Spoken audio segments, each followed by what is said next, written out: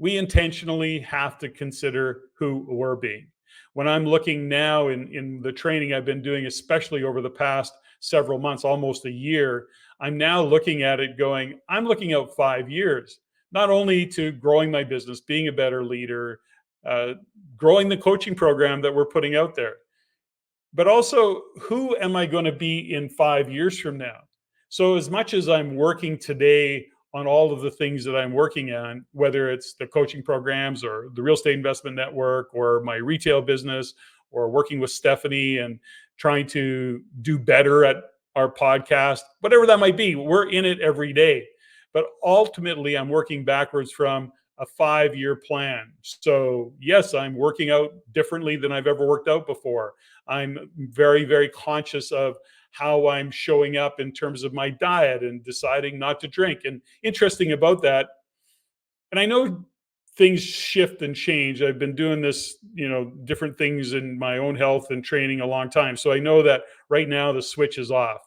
I don't even think about having a drink. That's changing the habit. Now, what else is there that we have to work on? I made a commitment months ago that I would always make sure I get more than 10,000 steps a day in. And right now I'm averaging over, I think, 20 weeks, something like that. I'm averaging almost 12,000 steps a day. Now, that for me is just a way and a commitment of upping my game, upping my standard in my physical health, my physical wellness. I'm working on being better and improving in terms of how I show up for my businesses. And when I'm showing up for the real estate investment network and delivering the analysis or the what's behind the curtain or the economic fundamentals, it's a conscious thought process every day to say, who am I being? How am I going to show up?